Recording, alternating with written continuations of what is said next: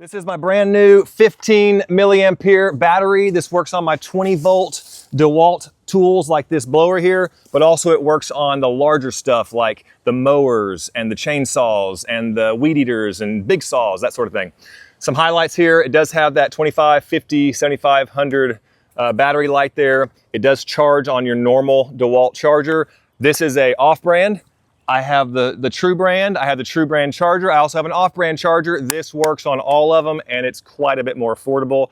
And the big plus is it's just a big battery. Now, along with that means it's heavier. Now, this is 3 pounds, which on a tool like this, usually if I go around the pool and the house and all the sidewalks here on our property, I have to change the 5 milliampere battery at least once. So using 2.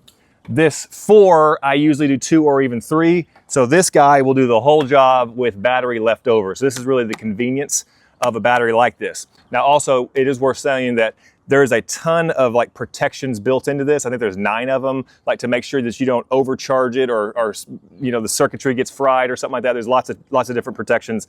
I like that. All in all, it fits, it works, and it lasts a long time. Let me show you.